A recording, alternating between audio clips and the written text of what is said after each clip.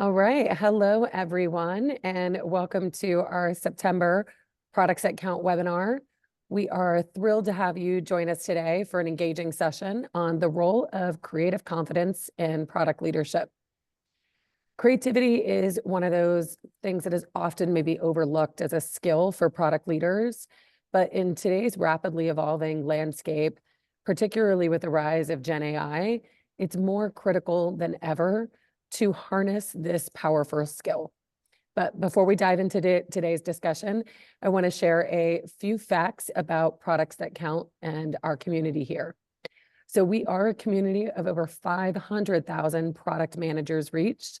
That's pretty incredible. Products That Count is one of the largest and most impactful networks of product managers globally. And there are thousands of resources available to all of you. We've got a wealth of videos like this one that will be recorded today. I can assure you of that fact. Podcasts and articles that are contributed by C-level leaders, VP leaders, senior leaders, or even amazing individual contributors in product. I love to say that those are the people that really move the mountains. And so if you're looking to really broaden your understanding on any product-related topic, Products That Count is the place to be. It's a great place to start.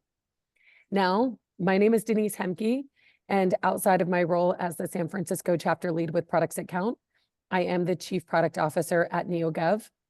If you don't know NeoGov, and if you're not in the government sector, you probably won't, but I'm quickly educating at least some of you.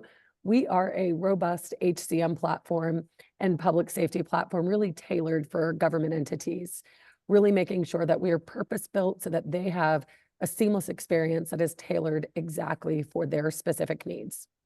That's a little bit about me, but let's get to that main event. Leslie Grandy. Leslie is a true trailblazer. I can't wait for you to hear kind of her own personal journey that she'll share with you a bit today. But she's got over 25 years of experience leading first-to-market products at some of the top brands, be that the Amazon, Apple, Best Buy, T-Mobile, and many more. Throughout her career, she's really been on the forefront of innovation. And today, Leslie advises early-stage startups and larger companies on innovation and new product development. She is a sought-after speaker at events like this, and she is truly a design thinking expert. The thing that I'm excited to share, and I don't want to steal Leslie's thunder a little too much, is that she is a soon-to-be published author. So huge shout out to Leslie for that incredible accomplishment. And she'll share a little bit about that with you today. In today's webinar, though, Leslie's really going to talk about how product people can boost their creative confidence, leveraging it to break away from traditional and sometimes purely data-driven thinking. We can challenge our biases and use these creative thinking to unlock new businesses, customers, and really personal outcomes. She's also going to jump into the fascinating world of Gen AI and how it can help amplify creativity, making collaboration and humans really a critical skill for product leaders today. Now, before we get into the content, one last quick reminder, feel free to post any questions that you might have in the Q&A function here on Zoom. So if you're not a Zoom guru, if that's not your tool of choice, just look for that ... at the bottom of the screen for more options, and then select Q&A. And we'll be collecting questions throughout the session. And Leslie will present for kind of this first half, and we'll be opening it up to Q&A at the end. So feel free to queue up those questions along the way or start adding them in when we shift to that section. So with that, let's take it away. Leslie take it away. Thanks, Leslie.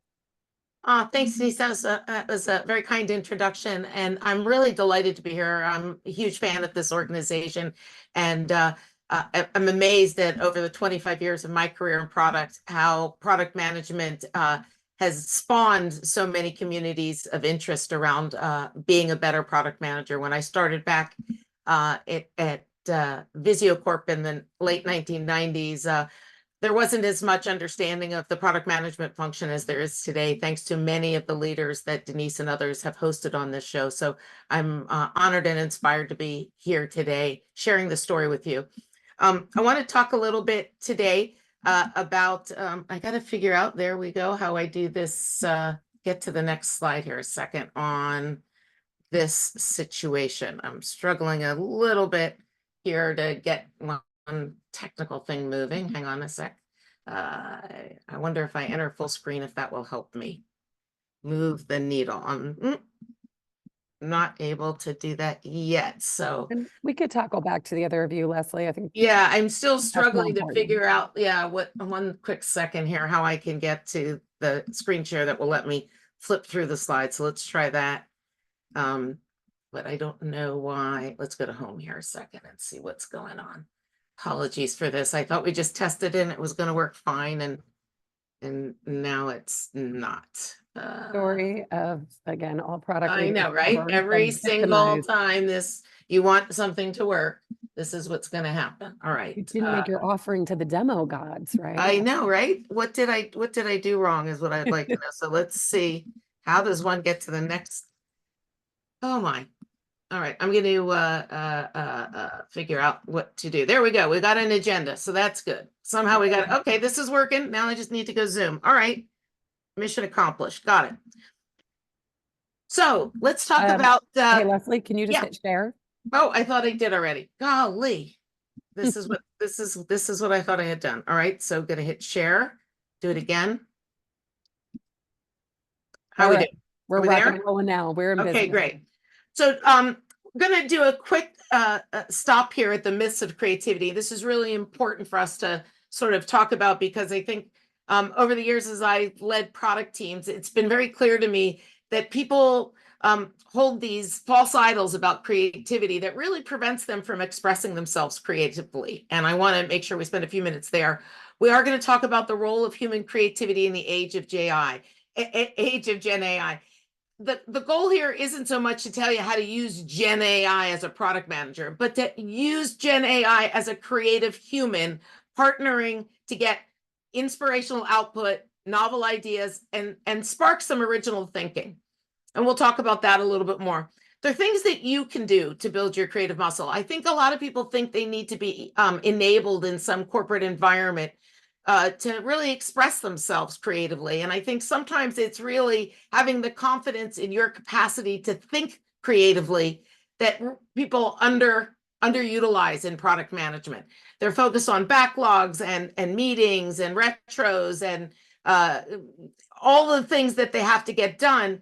But the time to think big is what usually suffers in product management. And yet it's really the job of the product manager to spark that in every function that they interact with. So I want to talk to you about that today. And then I want to talk about what it looks like when you've achieved creative velocity. And by that, I mean when you're able to speak creatively in the moment, trust your instincts to do so. Okay, so now there I am again, and I'm trying to figure out how to get to my next slide. So there we go. All right. So I want to tell a little bit about my background here to express why this is important to me, and this is where I launch in telling the story. When I was young, my parents were very well educated and stipulated that a good education would be something I would be expected to do. But they loved the arts. My father played the piano, even though he couldn't read music. My mother was a painter.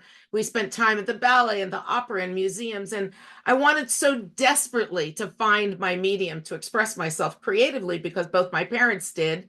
And I just couldn't feel whole unless I was able to deliver on that capacity as well as the intellectual capacity, to do well in school.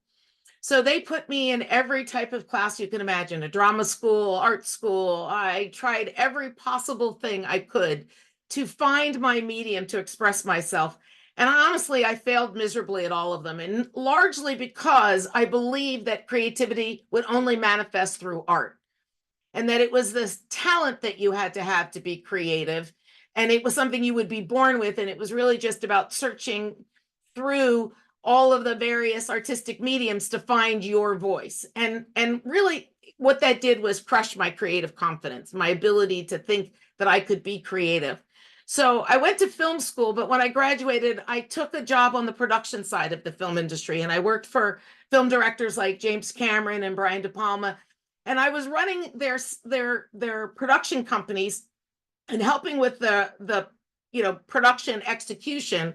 And this was back in the pre-internet days when there wasn't an answer for everything at your fingertips. And what I realized during that period and why I was able to work consistently for 13 years and became a member of the Directors Guild of America was because I always knew how to figure it out. Even if I'd never seen the problem before, I always knew there was a way I could navigate to a solution. And when I realized that that was my superpower, I also learned to appreciate that problem solving is actually a creative expression. It's a way of thinking differently about the elements that are in front of you and putting solutions together in novel ways. And in that moment where I really pivoted from the film industry into tech was actually the moment that I realized that's what I got hired for in product management. That was the magic that someone saw and gave me my first job in product management. My confidence in solving problems, my confidence in understanding how to work with other people who had different talents than myself, and leveraging all of that into something that was bigger than what I could produce myself. And that moment, I really then appreciated the muscle I had to do the job while I was learning the job in real time. Because if I could always fall back on my capacity to solve a problem or to learn something new or to navigate an ambiguous situation, people would follow me. People would look for me because not everyone has comfort doing that. And once I realized that that skill next to my analytical skill is what really made me a great product manager, then I became a lot more differentiated than a lot of people I think I grew up with in product management in the early 2000s, because everyone wants someone in product to just be able to figure it out and to go navigate through whatever creative problem solving task is put in front of you. So as we move into a world where machines can take on a lot of the lift and can do a lot of the data assessment and can do a lot of the summarization of things, what you'll find is this is an area where when humans don't show up, machines don't make sense. And I found this many times over the course of my interactions with Gen AI, as I was trying to explore some novel ideas that I had. I said, what would happen if you crossed X and Y? And literally, it didn't know any sense of usefulness or value. It just found ways to cross it. And while that in itself is inspiring to me, it wasn't the end. I had to bring something to those solutions, my own experience, my own sense of values, my own sense of emotion around how important something is, my own motivation for how big a solve this would be for me. And when I would look at what Gen AI would bring back, I would realize what it was doing is just giving me a larger playing field to navigate through, which is good, but not all of it was valuable. So humans really have to bring the value when co-creating with Gen AI. And by that, I mean the feelings that things evoke, the experiences that you have, why something might prompt a mood, why you might find yourself in a particular mood around someone in a different mood. And what are the nonverbal cues that really signal something, whether it's something that is appealing or something that is hard. Again, these are all feelings that we have about the thing that Gen AI may produce, but Gen AI doesn't know those feelings. And by the way, I might feel something different than you do when you see the output from Gen AI. And so how do we know, just because it's an idea that was emergent from this intelligent power to go scope all of the data and come up with an answer, how do we know it's a good answer? Well, this is what humans have to do. They have to discern that. Humans have to bring these things along with discernment and a sense of empathy in order to really establish the value of any creative output from generative AI. And this is where we're going to spend a little bit more time talking about the difference between creating, making, and generating. And it's important because if you understand this difference, you understand where you can fit in and drive value in the partnership with artificial intelligence. So getting back to the point I made about discernment, this is a fantastic quote that reminds us that coming up with a bunch of useless ideas isn't valuable. It may be helpful, but in itself, it is not creativity. the psychological and sociological definition by researchers and scientists around creativity really bundles the idea with its usefulness and its value. So coming up with useless combinations that only a small number of people could find value in may not be as creative as coming up with something that is both useful and valuable to a larger group of people.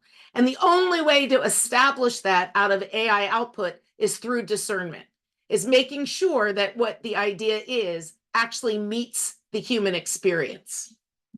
When you talk about making implies constructing and producing. Now, all makers may not be creators and all creators may not be makers. There's a Venn diagram there. I may be making something that someone else originated, or I may create something and not be skilled enough to make it. But making is actually the materialization of something. And that doesn't necessarily require creativity.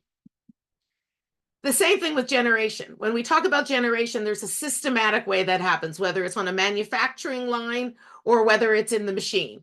The idea that there are some set of rules, operational rules, business rules, algorithms that give the sense of parameters around the material, that actually is, again, intended to produce without regard to originality or necessarily utility.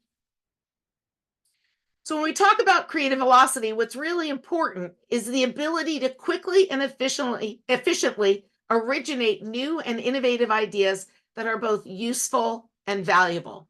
So coming up with one once in a while, that's great. And it's also hard to count on when you need it, right? Knowing what it takes to create a pipeline of these ideas and being able to rapidly access your creative muscles to generate that pipeline of original and useful ideas, right? Then all of a sudden now you're starting to reach this sort of peak creative velocity. And what you'll hear later on is that this is something people actually understand how to trigger. And this is what I really want to leave you with today is if you want to increase your creative capacity, it's something that you can actually own and trigger. And the measurement of your capacity to do it, right, is how much friction is there? What are the barriers are that you put in front of yourself to be able to access that creative muscle? How can you spend enough time in a state where you can actually trigger the original thoughts, where you can actually allow yourself to be in a place where you are not biased towards an outcome, where your head is clear and free of other influences, and now you're thinking about the opportunity without any barriers or boundaries? Unless you know how to trigger that in yourself, it would be rare that you would hit creative velocity. The foundation for creative velocity is an open mindset, but it's not enough. An open mindset definitely includes some flexibility and curiosity, and resilience and flexibility is key in all of the creative work that you do. But what creative velocity requires is this ability to discern the good from the bad, the useful from the useless, the valuable from the meaningless, and also to not react with emotion, but to understand emotion, to understand and manage your own emotions, to be able to explore things that might not be comfortable for you, to not react to things with judgment immediately. And that equanimity and discernment are the things that really differentiate an open mindset from a creative mindset. Your capacity to really look at things that make you uncomfortable or to sit in ambiguity for some period of time, to discern the valuable insight in what you're seeing, that's actually the sign of a creative mind. So to build a creative muscle, really, it starts with motivation, not talent. And this is the big aha for me. This was it. I have to be motivated in order to go trigger my creative spirit. I really do. If I don't motivate myself, if I don't take ownership of my responsibility to do that, I won't do things that really recharge and rejuvenate my creative spirit. And they may be small things. They may be a hot bath with Epsom salts, or they could be a trip to some inspirational location. I just got back from Santa Fe, and it's hard not to feel rejuvenated and recharged when you see the spirituality in a place like that. But whatever it might be the beach, it might be the mountains. whatever it might be that puts you in that mindset to recharge and regroup, that requires motivation. And it also requires self-awareness. What are those things that give you that space, that feeling, that sensation, that willingness to go to a place that might be negative in the end and not result in what you want, but actually gives you the opportunity to have explored it wholly and without judgment. And so to truly feel like you know how to exercise your creative muscle, motivation and self-awareness are essential, because you have to know when you're in a state where you can really access the most open mindset and flow that will really allow you to do the kind of constructive mind wandering that you don't do when you're bored. A flexible mindset is also really key, and many of the creative techniques we'll talk about a little later require flexibility in your thought process. They really allow you to invite other perspectives in, not just in a sense of inclusivity, but in a sense of exploration and learning and curiosity. So being flexible means you're going to try to do something that you haven't done well, and you're going to try to go sit there for a while so you understand what the challenge is for you that maybe other people don't have the challenge with. That's flexible. To be honest, I never like to see myself on video. So the fact that I'm on video right now is me trying to be more flexible and not rigorous about I only want to do an audio podcast. I'm trying to test the boundaries of my own flexibility when I do things that I'm not necessarily that comfortable with.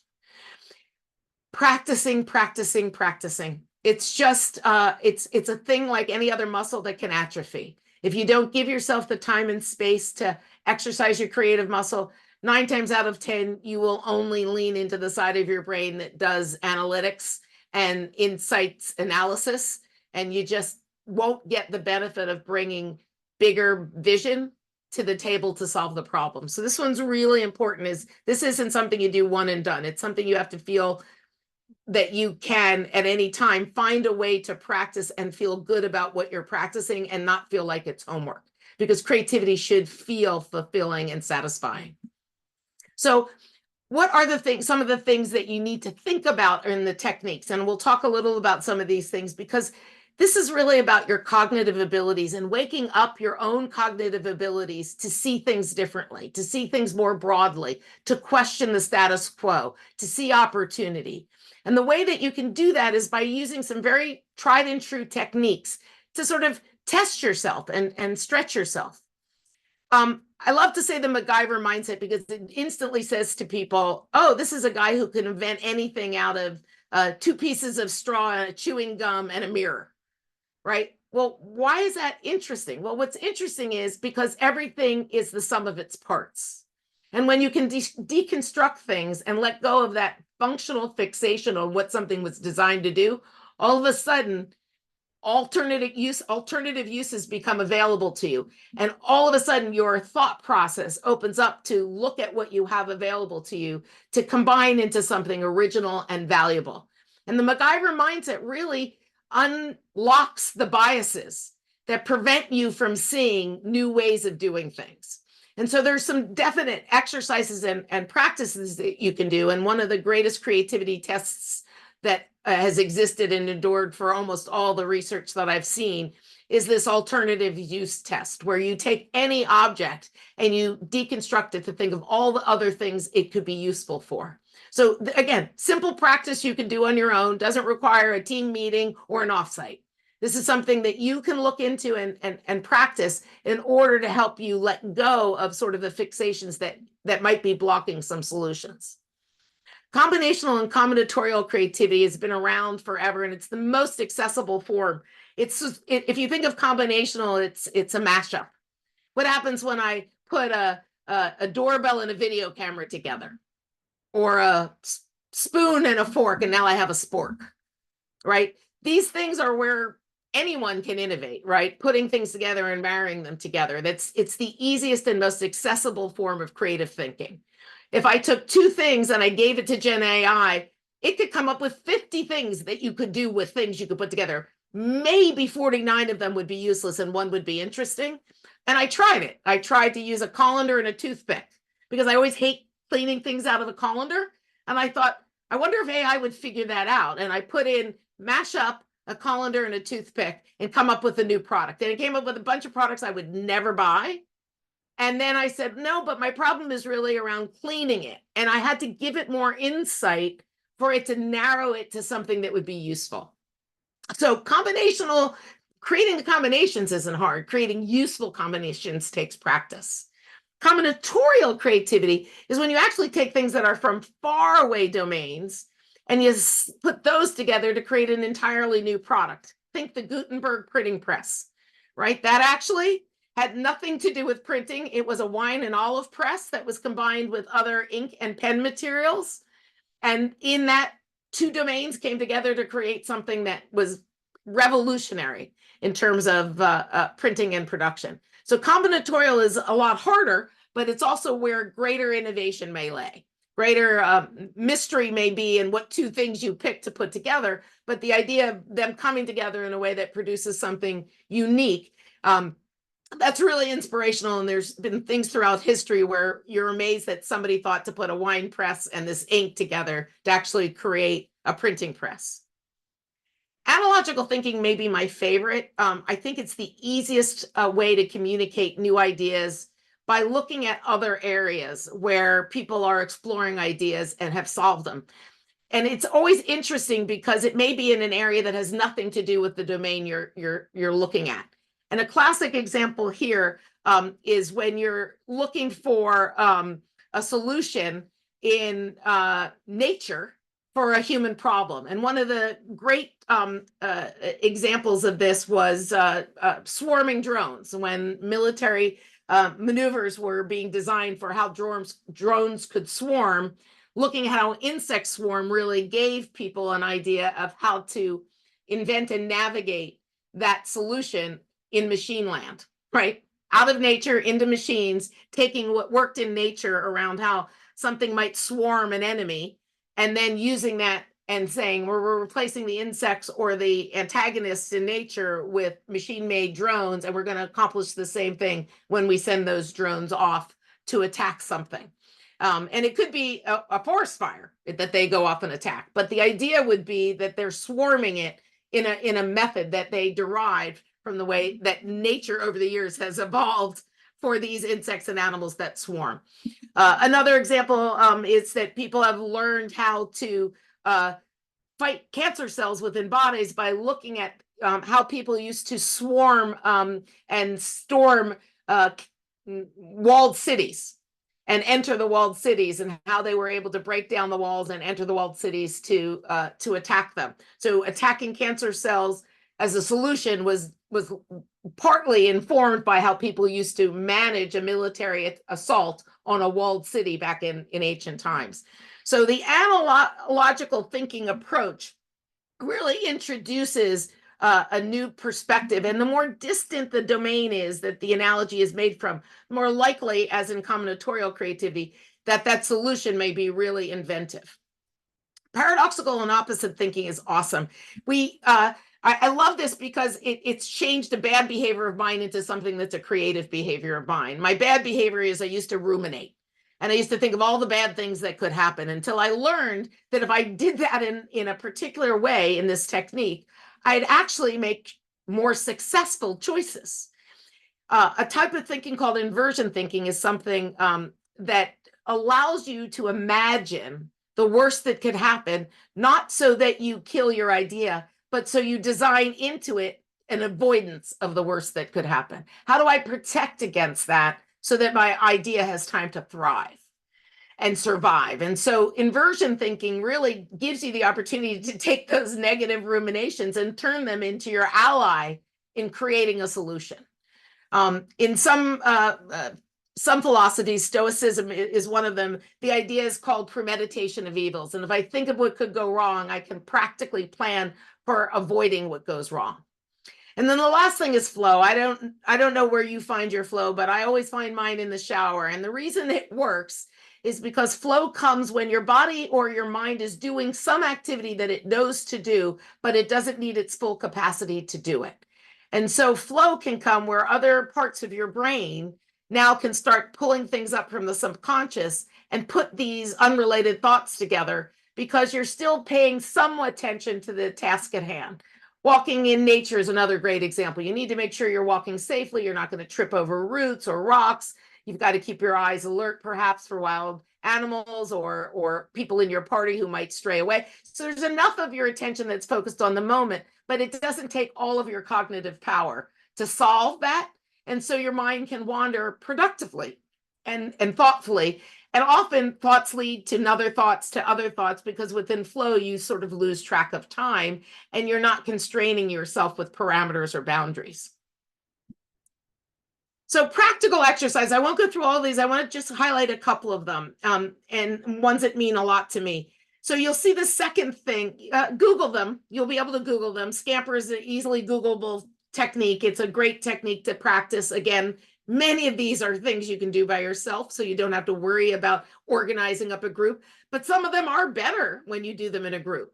My favorite is every single day, I start with the New York Times connections puzzle.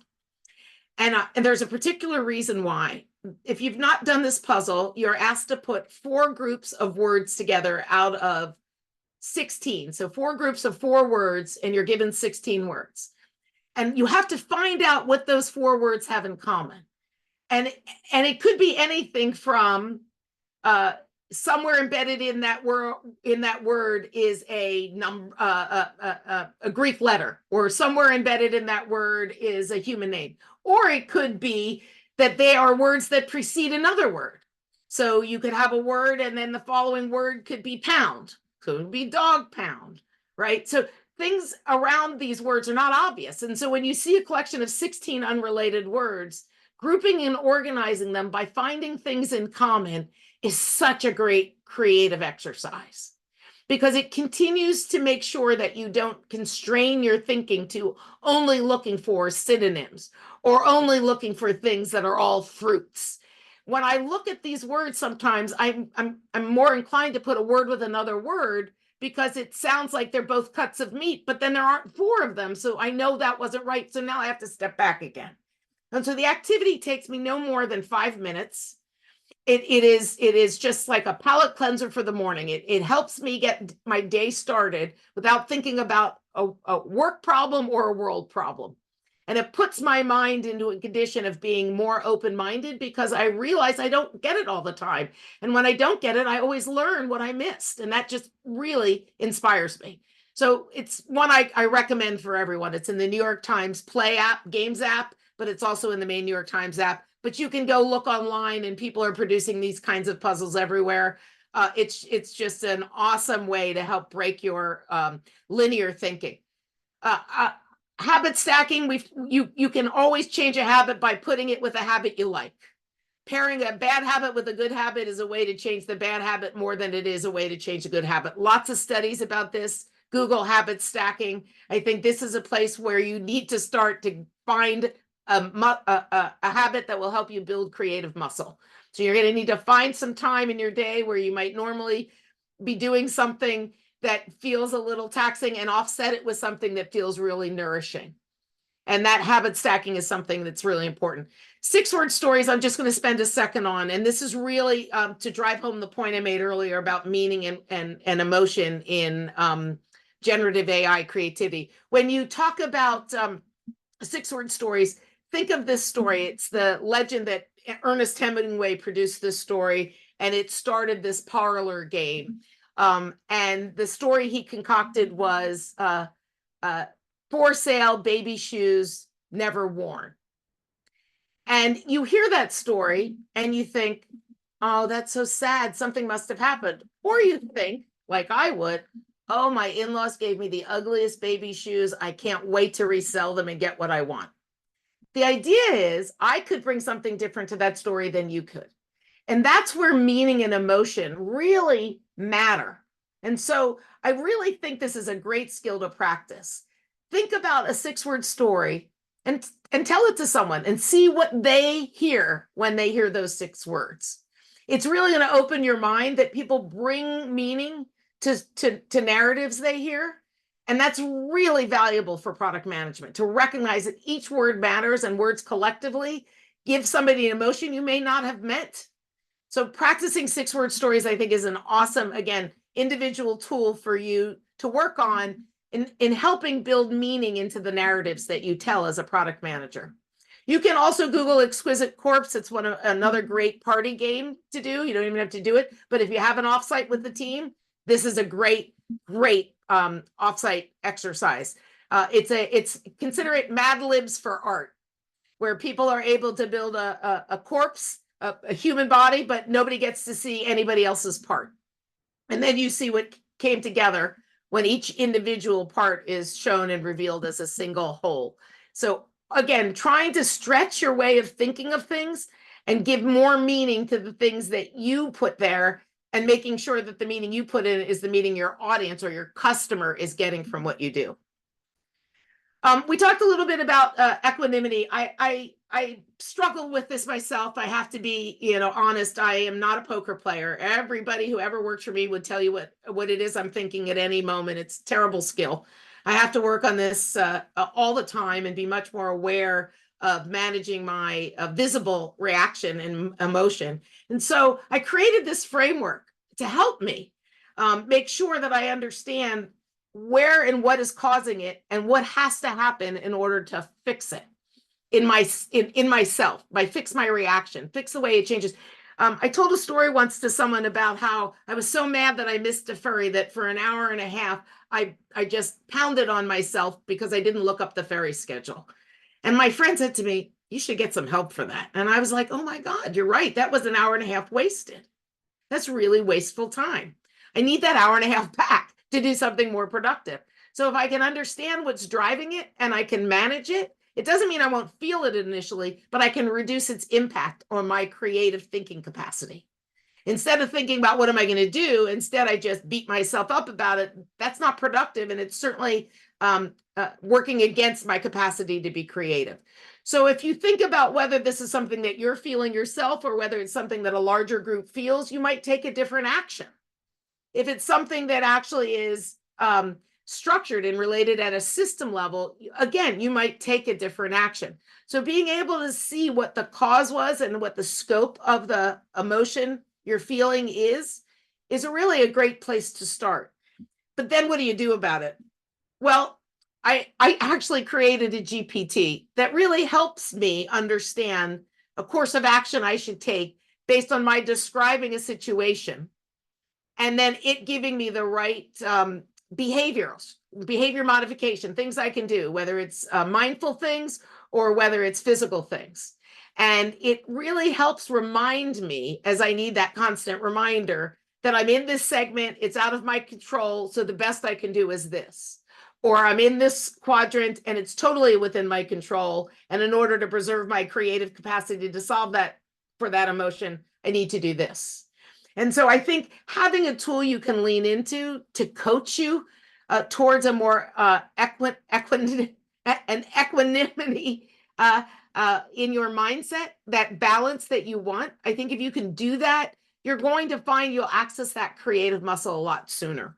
And so it's free. You can use the QR code to get the link and then enjoy arguing with the coach. At one point, I disagreed with an assessment that it made, and I was really happy to see why it chose the assessment that it had made. And what the debate was that followed was very educational for me. So I think you shouldn't just take it at face value. You shouldn't take anything that comes out of Gen AI without at least that opportunity to ask why and why that matters. And so this is what really was helpful for me, is to have the structured approach. So to achieve creative velocity, this is the thing. You want to believe that you can be a creative person. That's what I mean by self-identify as creative, as you really have to believe in your capacity to be creative. You want to practice that emotional regulation. You want to lean into the coach.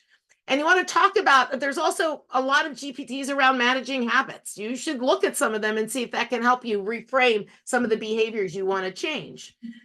You do need to maintain that adaptability and openness. For me in my life, especially working in the film industry for 13 years, change was a constant. So I'm really comfortable with change. I see a lot of people who aren't. And I think that can limit someone's creative capacity or their ability to reach creative velocity. Self-awareness, know your triggers. Is it a walk? Is it a walk in the woods? Is it a bike ride? Is it 15 minutes in a dark closet meditating? Whatever it is, it's going to get that happy place activated. You need to know what your triggers are. Closing the empathy gap is a really important part too, because for you to empathize with people, you're going to have that ability to be a more flexible person. And playfulness is always great because playfulness allows you to sort of break the bounds of expectation.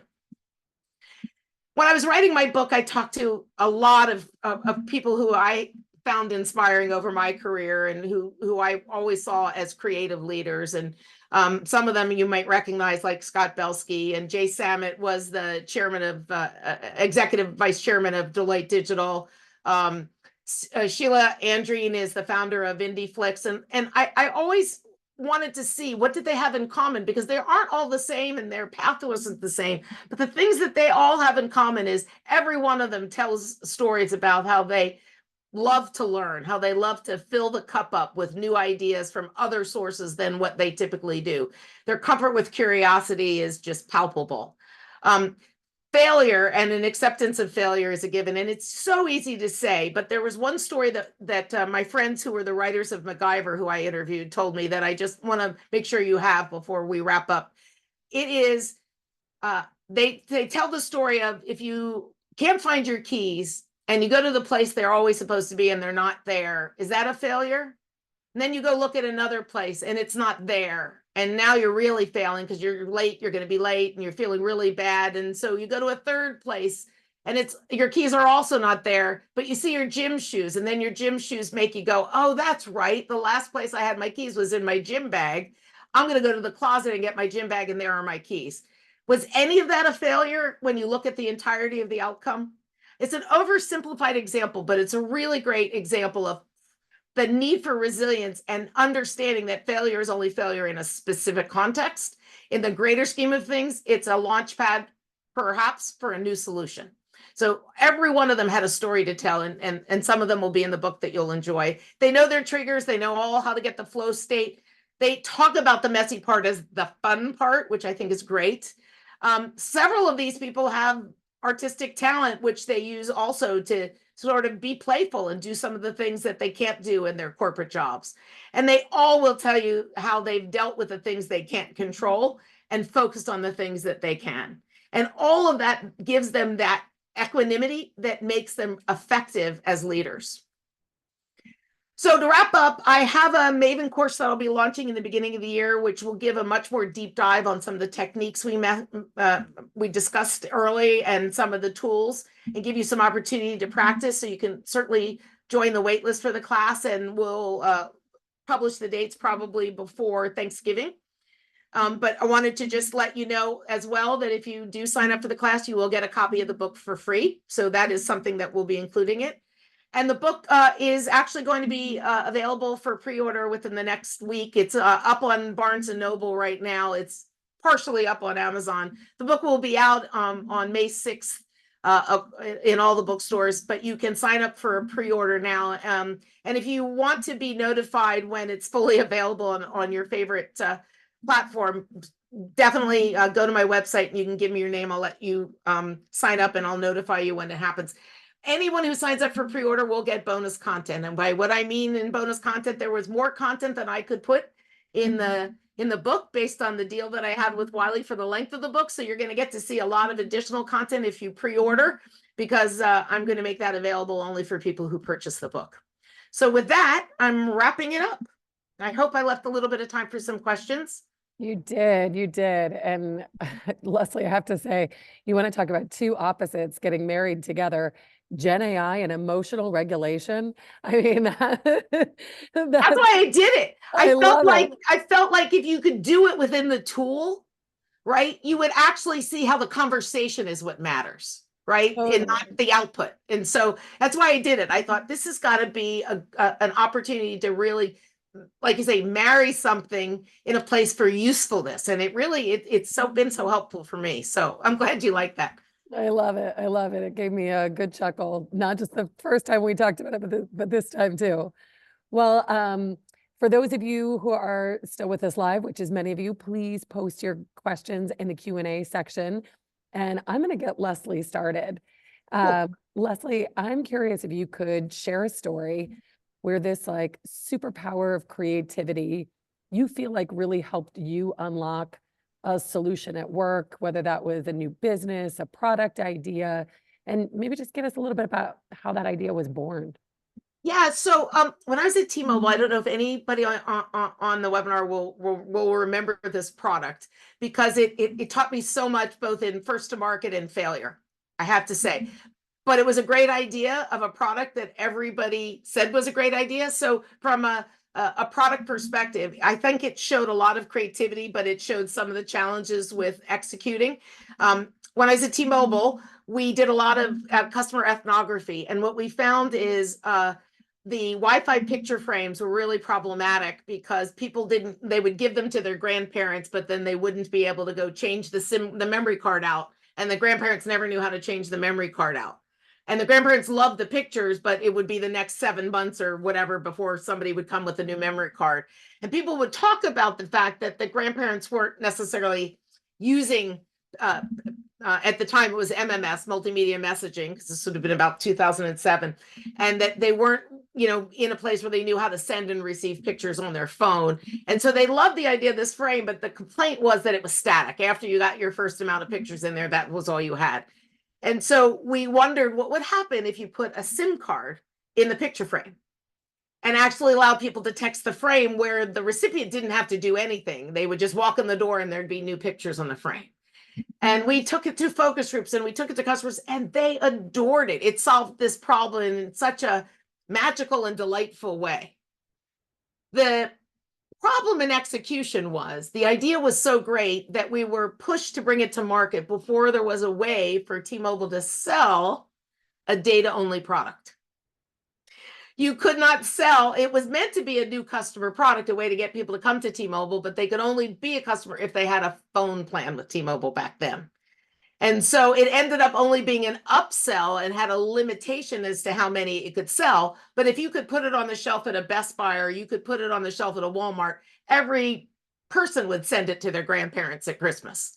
The idea, though, was the product idea was great. The customer need was great. The idea that we talked about combining a phone and a picture frame before there were Apple Watches, and even I think this was the year before the iPhone launched. The fact that we turned something into a cellular enabled device that previously was static is an example to me of that amazing kind of combinatorial creativity. Here's a picture frame and we're going to make it a phone by putting a SIM card in it, except it had no voice plan. And so there was no way to charge somebody for a voice plan when they couldn't use it. And so this was, I think, a great lesson in, failing forward and really understanding that you can't make a product that doesn't have a go-to-market plan that's actually rational for the scale of the opportunity.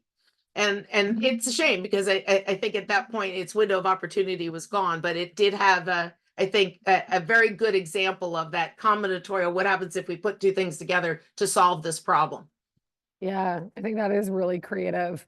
Too bad you were a little ahead of your time. Or there was just such a little window of opportunity for it to be a good idea that by now everybody can turn their iPads into that, right? So yeah. I think technology passed through it, but at the time, if we would really figure out how to sell it, I think we would have sold hundreds of thousands of them instead of 10,000 of them. Yeah. And maybe that gets a little bit to this like practicality. And so how do you balance this idea of like wanting to be creative, thinking really big, with this like practical demands of like, I've got roadmap, I've got things to ship.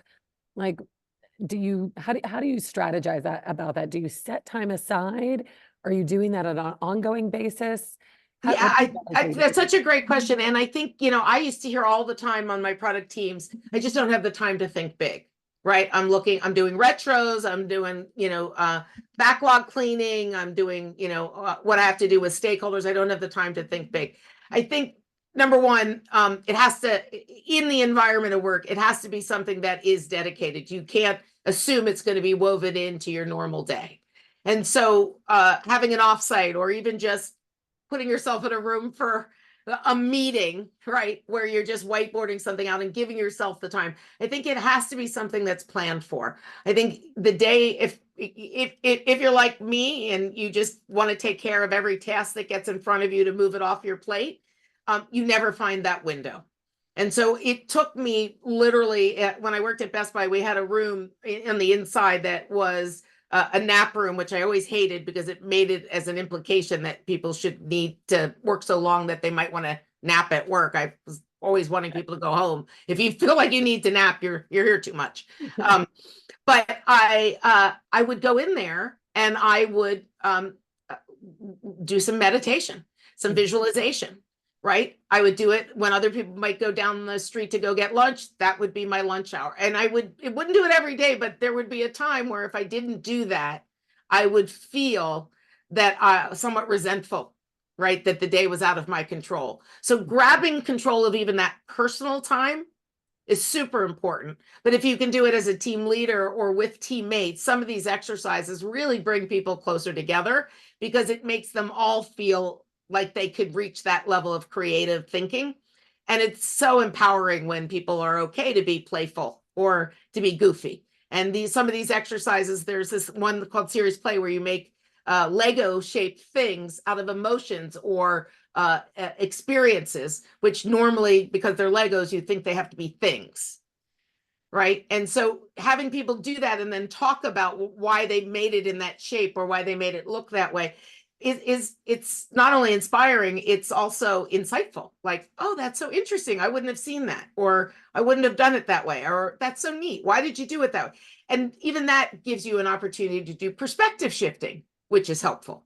So I think dedicated time is the magic. And even if it's just personal dedicated time, I think that's what you need to do.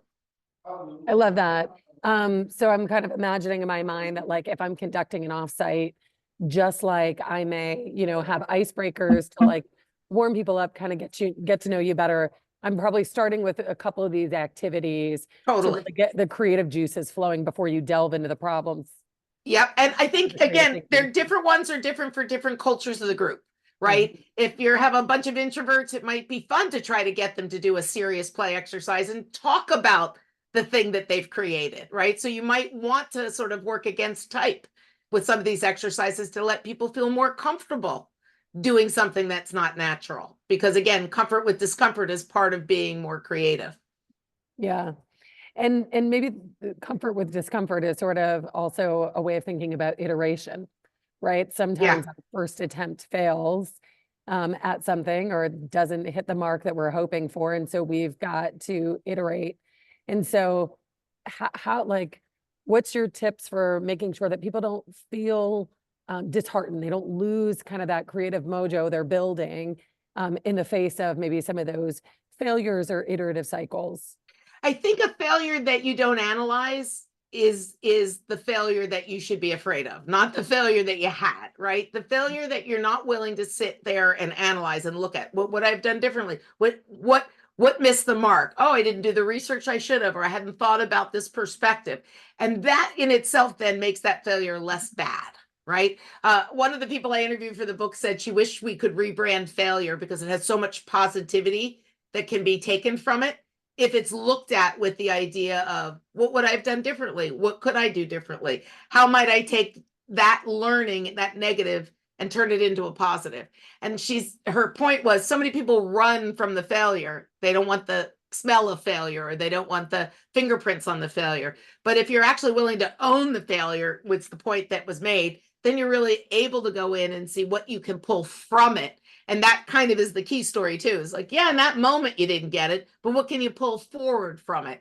And part of it may be a pivot, right? I may just have to pivot somewhere else, but some of it would be, well, there is no there, and I'm really glad I found that out now, right? But asking yourself what it is that you want to take from it is essential to sort of demystifying the failure and taking away some of the power it has on you, because you're saying it was a good failure in that I got X, Y, and Z learning from it and insight. Yeah. Yeah. I think it's back to even your like comment around taking ownership of the day, whatever your outlet is to do that a little bit. I love to walk. To me, that's a great place to ruminate or obsess on these things. Totally. Positive or negative. Yeah. And I think sometimes it's surprising to me when I'm in that state that a thought I would never have that would never have occurred to me in the course of a busy day pops up there. Like, why didn't you think about doing this? Or maybe you should do that. And I just think it's the lack of barrier in those moments that allows those solutions to come up. So if you do put a failure into that moment when you're in the shower or when you're sitting on the bus and normally listening to a podcast, if you sit there and listen to calming music and let your mind wander through what happened, you might actually find that thread you need to pull forward. Yeah. Yeah. And that could be the thing that allows you to Right. actually pivot. Yep. Yeah. Absolutely. Maybe I think I've got opportunity for one last question. And I guess I'd love to focus maybe on how do you think your creativity really impacted you as a leader? Did it shape your leadership style and how you managed people? And maybe what do you think that you did differently? It's such an interesting question. So here's the first thing I would say. I think what I did as a leader was more unconscious than conscious as a result of my creativity, and I'm gonna describe what I mean. I Yeah. think the fact that I have the resilience to go figure stuff out, especially when I trip and fall on my face, I think that's leading by example, right? So I think a lot of times that's just who I am, but people I think would tell me later, I was really amazing how you bounced off that wall and kept going, right? And you don't always know you're being watched or what shadow you're catching, but sometimes it's these unconscious behaviors that are more impactful for you as a leader because they see it gives someone permission who reports to you, who works with you, to do the same.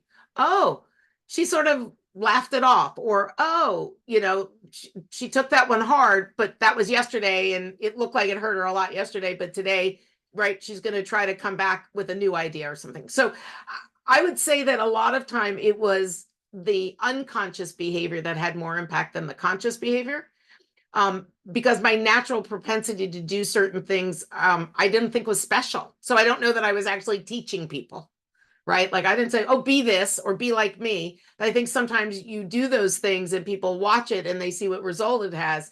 And I remember once I was having a conversation with someone about something, and I said, I know this is going to be a far-fetched analogy for you, but I want to give it to you to give you a different place to think about this problem.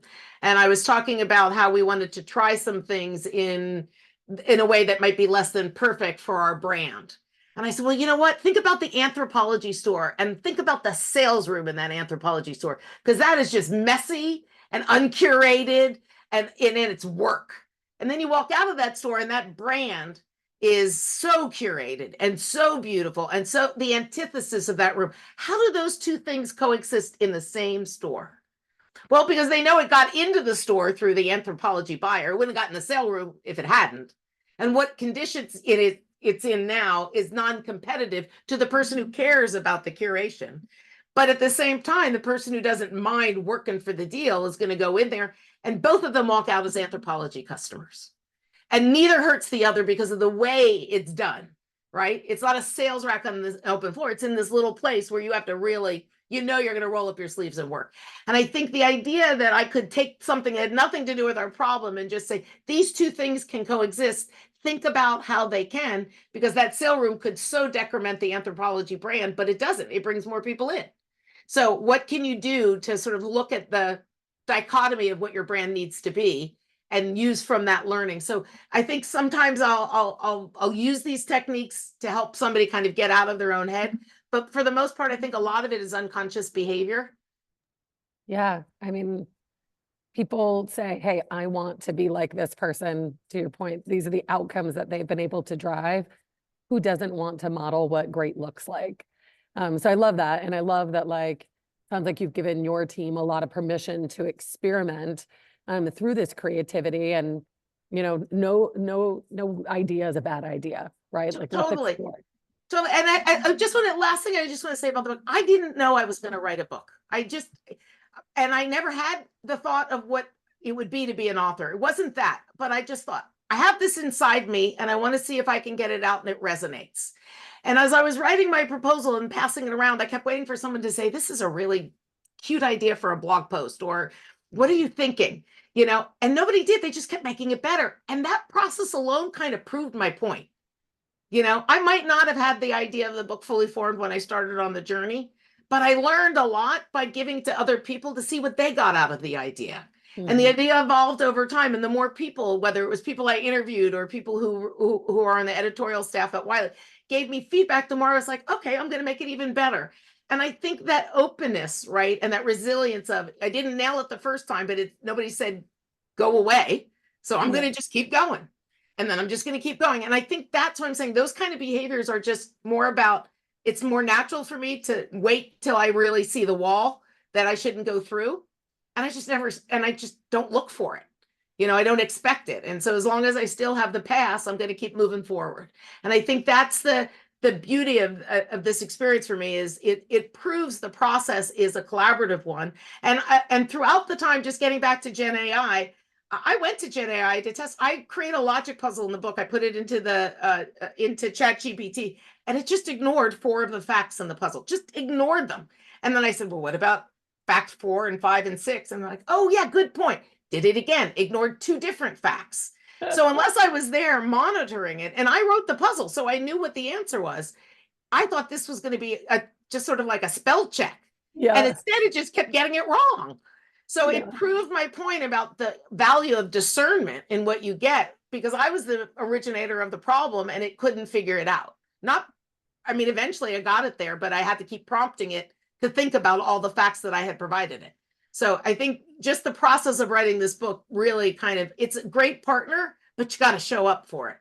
Totally. I think, Leslie, I know we're at time, so Sure. I'll finish this up, but I will say that for this presentation, obviously your journey is going to continue to go on. I love that you bookended it. The beginning, you were seeking, creativity. You wanted ballet or some outlet, and you truly have found that outlet through writing this book. So again, just kudos to you. What an Thank exceptional you. accomplishment. Thank you. And I can't wait to read it. Thank you. Thank you. Well, Yeah. I really appreciate you having me here, Denise, and I hope the audience got something out of it as well. Absolutely. Thank you so much for Thanks. being here today. Take care, Okay. everybody. Bye. Bye.